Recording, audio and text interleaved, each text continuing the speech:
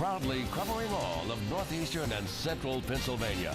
This is Eyewitness News at 6 in high definition. Good evening and thanks for joining us. I'm Brianna Strunk. Mark Hiller has the evening off. Investigators say this is where Ashley and her two friends were walking when she was hit. As you can see, it's very narrow and there are no sidewalks in this development. Well, Drew and Candace, as many people know, ticks are very small. Some are the size of a pen tip and can be easily mistaken for a freckle or a piece of dirt. But whether you're playing at the park, taking a hike, or walking a dog, it's important to be cautious. Usually this area I'm standing on is completely planted with corn, but the Werkheisers say the weather is to blame for that. They were able to plant a little bit, as you see here. Well, Drew, I just checked the temperature a few minutes ago. It is 70 degrees. As you can see, I'm out here in my short sleeves. According to these court papers, in 2014 alone, Brill obtained over 2,000 pills. Well, Brittany, we spent a good part of today trying to find these fires, but they are in heavily wooded areas that are hard to get to by vehicle. When the Poconos sewing vac went back to its original location after a fire, it left this building empty, but now a new business will bring you a blast from the past. This is Eyewitness News at 6 in high definition. A pair of Philadelphia high-rises will be reduced to rubble this weekend as the Philadelphia Housing Authority modernizes one of its complexes. The PHA imploded 2 of 3 Norman Plumberg development high-rises just before 7:30 this morning. The 18-story buildings are coming down as the PHA transitions an 8-acre community there. College students are busy taking finals this week. One student in Monroe County is in trouble with the law. That's right. Investigators busted the 20-year-old for allegedly selling a powerful drug to other students from his East Stroudsburg University dorm room. But how he got the drug is perhaps the most interesting part of it. Eyewitness News reporter Brianna Strunk joins us now live from the college campus with more. Brianna? Candace, investigators say it all began when an informant contacted the East Stroudsburg University police. That person claimed 20-year-old Michael Mancini was using and selling LSD.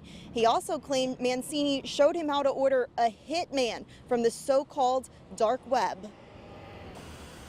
It started with a tip and ended in a drug bust inside this East Stroudsburg University dormitory, Lenape Hall. Nicholas Musa says his friends saw it all go down. It was the room across from them, so they saw the police go in the room. They were searching the room. We're putting the 2 kids who lived there in handcuffs. During the investigation, police asked an ESU resident director to help. She carefully watched the university's incoming mail. Tuesday, she saw this suspicious package from Hawaii addressed to 20-year-old student Michael Mancini. And we intercepted that mail. We were able to open it after obtaining a search warrant and found what was acid in between 2 playing cards or collector's cards, which were in the envelope. Detective Kim Lippincott with the Monroe County District Attorney's Office says the bust is disappointing, but she isn't surprised. Molly, ecstasy, acid, those are all things that are common to college campuses.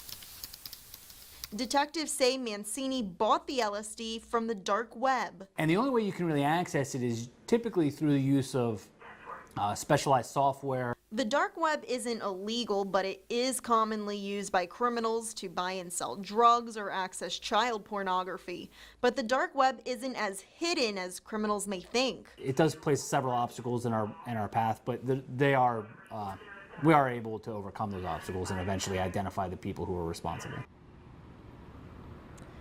Mancini faces 2 felony charges and several misdemeanors. As for that package from Hawaii, the investigation is still ongoing. Live in East Stroudsburg, Brianna Strunk, Eyewitness News. Candace? Brianna, thank you. And Mancini is free tonight on unsecured bail. His preliminary hearing is scheduled for later this month. It is not clear if he will be suspended from the university. A local war veteran is all smiles tonight after receiving a generous gift this afternoon. An outside donation to Project Healing Waters made it all possible. Well, the nonprofit helps emotionally and physically disabled veterans learn to fly fish. Eyewitness News reporter Brianna Strunk has our story. For war veterans, the soothing sounds of water helps temporarily wash away the painful memories of the past. It's peaceful. Marine veteran Michael Brojikowski fought in Vietnam. 50 years later, he still suffers from PTSD. You had to learn how to go through killing somebody and forgetting about it. I'm never going to forget. It's always going to be there.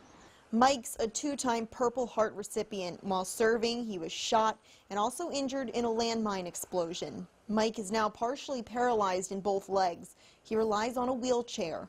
That's a rainbow. Monthly fly fishing trips through Project Healing Waters helps Mike and other local veterans cast away their troubling times. Sometimes just being outdoors will allow them to relax and put down their guard. Because of his wheelchair, Mike couldn't get close to streams until this donation, a $15,000 all-terrain wheelchair.